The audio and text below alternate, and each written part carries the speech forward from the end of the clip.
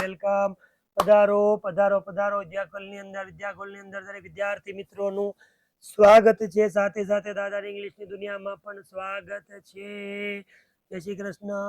તમારી સામે વિદ્યાર્થી મિત્રો ધોરણ 11 અને આ 11મા ધોરણના વિદ્યાર્થીઓ માટે સપ્ટેમ્બર મહિનામાં એટલે કે 26 તારીખે જે એકમ કસોટી લેવાનાર છે, જેની પ્રશ્ન બેંક તો ઓલરેડી યુટ્યુબની અંદર તમે જોઈને આવ્યા છો કે જેની અંદર કયા પ્રકારના આઈએમપી ક્વેશ્ચન્સ પૂછાય.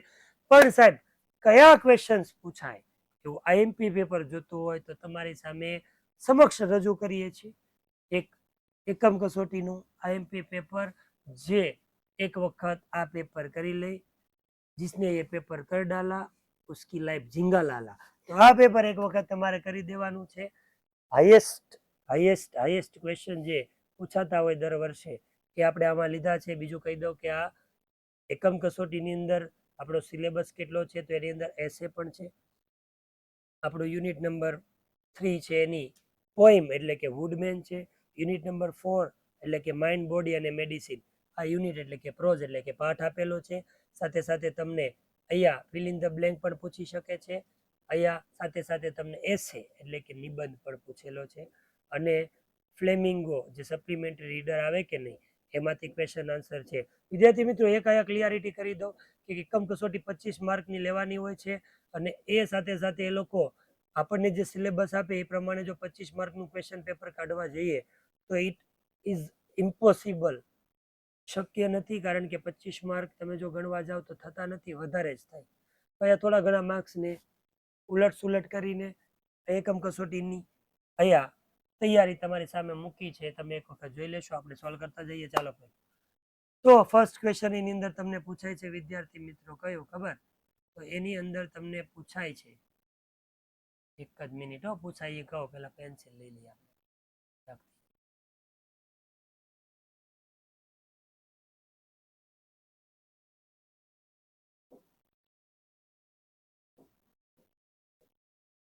એક જ minute.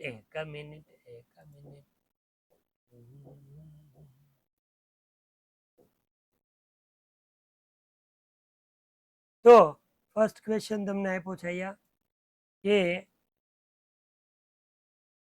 physical disease occur mainly owing to internal factor. આ સવાલ એવો કીધું છે કે ફિઝિકલ ડિસીઝ મોટા ભાગના તમારા શારીરિક રોગ છે ને એ ઇન્ટરનલ ફેક્ટરથી થાય. ભાઈ વાત ખોટી છે. કેમ? કારણ કે શારીરિક રોગ એક્સટર્નલ ફેક્ટરથી થાય અને માનસિક રોગ મેન્ટલ જે કહેવાય સાયકોલોજીકલ એ ઇન્ટરનલથી થાય. એટલે કે આ એક વર્ડ છે ને એ માત્ર તમારા માટે ચેન્જ કર્યો છે એટલે ફોલ્સ આવે.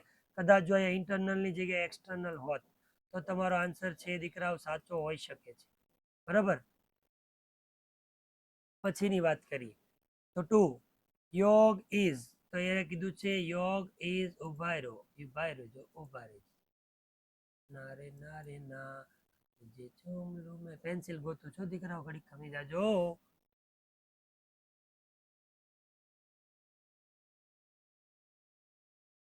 ઓકે ચાલો આપણે આનથી કામ ચલાવી લેશું. તો યોગ is one of the most ancient science of India. એવું કે છે કે યોગ સૌથી જૂનું પ્રાચીન, એન્શિયન્ટ એટલે પ્રાચીન વિદ્યા છે. તો કહેવાનું હા બહુ પ્રાચીન વિદ્યા હોય, બહુ પ્રાચીન, ટ્રુ કહેવાનું. પછી આગળ વધી.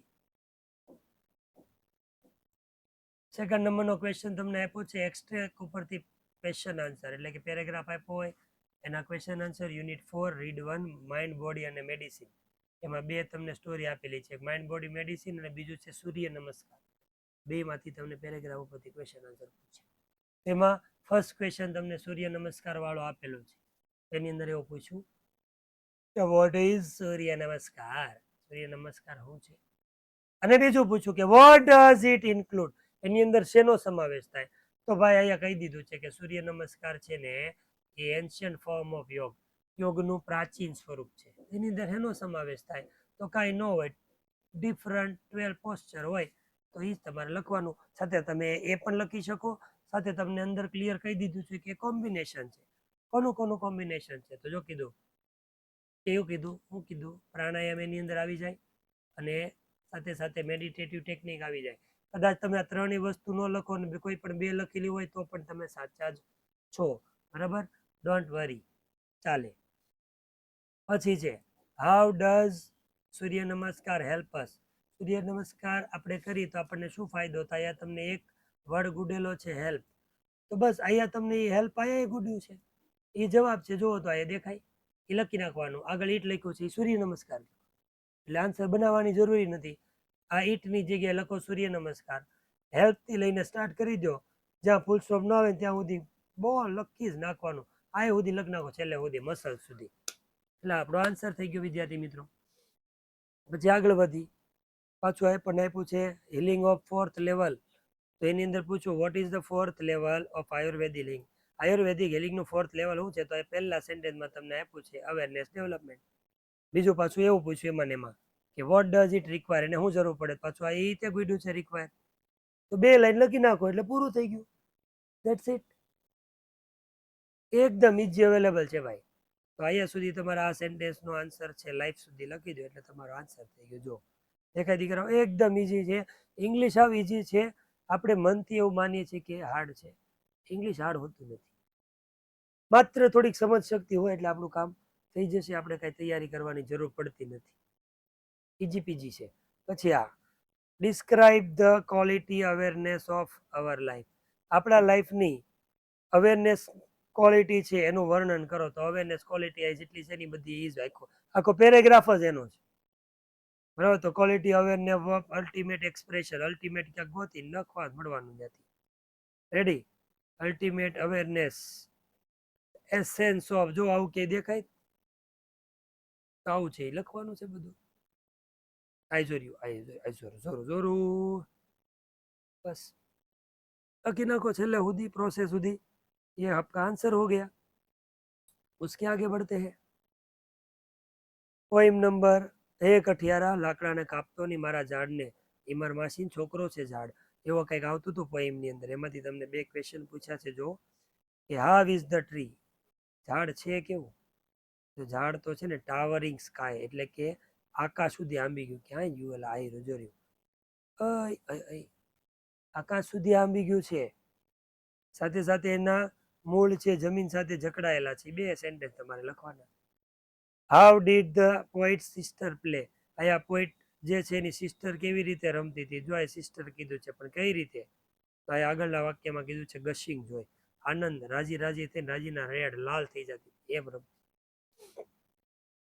Question number 9, which family member are mention here. અહીંયા કયા કયા પરિવારના સભ્યોની વાત કરી? તો પોઈટ પોતાની વાત કરે, જોજો પોઈટે પોતાની વાત કરી, સાથે સાથે એને સિસ્ટરની વાત કરી, એના પેરેન્ટ્સની મમ્મી પપ્પાની વાત કરી, બસ એટલી જ વાત કરી, પછી કઈ વાત નથી કરી. તો આપણે નહીં વાત કરવાની ખોટી એવી. પછીનો ક્વેશ્ચન છે દીકરાઓ શોર્ટ નોટ. બસ હા આપી દો સાહેબ આઈએમપી, એટલે મારું કામ થઈ ગયું. તો બસ જો આપી દીધી. અહીંયા તમને આ યુનિટમાં આઈએમપી શોર્ટ નોટ હોય તો એ છે ઇમ્પોર્ટન્સ ઓફ યોગા. કારણ કે 4થું યુનિટ આપણે યોગાનું ભણીએ છીએ. ઇમ્પોર્ટન્સ ઓફ યોગા અહીંયા તમને પૂછાશે. પોઈન્ટ આપ્યા છે વિચ ટેકનિક ડઝ યોગા, અને પોઈન્ટ જે આપ્યા હોય તમે એના પ્રમાણે બનાવો તોય વાંધો નથી. તમારી જાતે સેન્ટેન્સ બનાવીને લખો છો તો પણ કોઈ વાંધો નથી, પણ લખવું જરૂરી છે. પછી વિદ્યાર્થી મિત્રો આગળ વધી તો પછી મેં એક ફિલ ઇન ધ બ્લેન્ક મૂક્યું છે, જેની અંદર 2 તમને બ્લેન્ક દેખાય છે અને ઉપર તમને ઓપ્શન આપે છે. કઈ બ્લેન્કમાં કયો ઓપ્શન આવે તમારે ફાઇન્ડ આઉટ કરવાનું છે. એક વસ્તુ યાદ રાખવાની, પેરેગ્રાફ કદાચ સમજી લો યુનિટનો હોય પણ અને ન પણ હોય, પણ એક કમ્પલસરી કે ઉપર બ્રેકેટમાં જે આન્સર આપેલા હોય ને એ તો 110% યુનિટ ના જ હોય છે. એટલે યુનિટની વોકાબ્યુલરી જો તમે કરેલી હશે, એના જો સ્પેલિંગ્સ તમે પાકા કરેલા હશે તો તમારું આ કામ ઇઝીલી થઈ જશે. આપણે સ્પેલિંગ મોટે કરવાની જરૂર નથી, માત્ર આપણને મિનિંગ આવડે તો આન્સર આવડી જશે. એની પછી સેક્શન સી છે, જેની અંદર ફ્લેમિંગોમાંથી એક પેરેગ્રાફ છે અને એના ક્વેશ્ચન અને એના આન્સર તમને આપેલા છે. જોઈ લો. હન્ટર શો, એ કીધું what did hunter C in the forest. એને હન્ટરે ફોરેસ્ટમાં શું જોયું? તો જોયું એવું લખ્યું છે, ક્યાંક જોવો તો એને એવું જોયું છે ફોરેસ્ટ.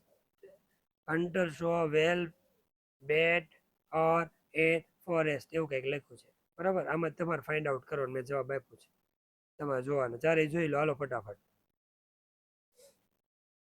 પછી વાત કરીએ આગળ. એ તમારે જોવાનું હો ભાઈ. હા, પછી ફંક્શન આપ્યા છે જો, તો તમને ફંક્શન આપેલા છે. ફંક્શનમાં અહીંયા તમને કમ્પ્લીટ ધ સેન્ટેન્સ આપે છે. એની અંદર ઓપ્શન આપેલા છે, એમાંથી ફાઇન્ડ આઉટ કરવાના. એક વિડીયો છે કોન્ટ્રાસ્ટ. કોન્ટ્રાસ્ટ હોય બટ, યેટ, સ્ટીલ, ધો, ઓલ્ધો, ઇન્સ્પાઇટ ઓફ, ડિસ્પાઇટ ઓફ, એવો વર્ડ ગોતવાનો. જોઈ રહ્યો ડી આન્સરમાં ડિસ્પાઇટ ઓફ દેખાય તમને.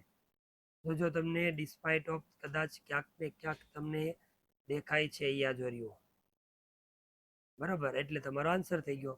બીજામાં કીધું talking about result. Talking about રિઝલ્ટના વર્ડ છે કયા ખબર?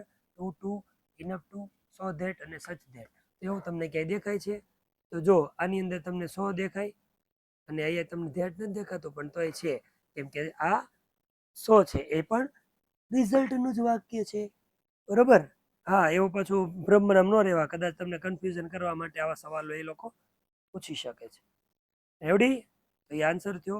અને દીકરાઓ લાસ્ટ ક્વેશ્ચન આપણો છે, રાઇટ અ પેરેગ્રાફ એટલે કે એસે. એસે કેસે માંગ રહે હો, નિબંધ પૂછાય છે. કયો નિબંધ પૂછાય? બસ એટલો નિબંધ કરીને જાઓ ને એટલે તમારું ભયો કામ થઈ ગયું છે. રેડી. આ તમને પોઈન્ટ આપ્યા છે. પોએમનું નામ છે, સોરી, એસેનું નામ છે yoga, a golden key to good health. બરાબર. આ તમને એસે પૂછાશે.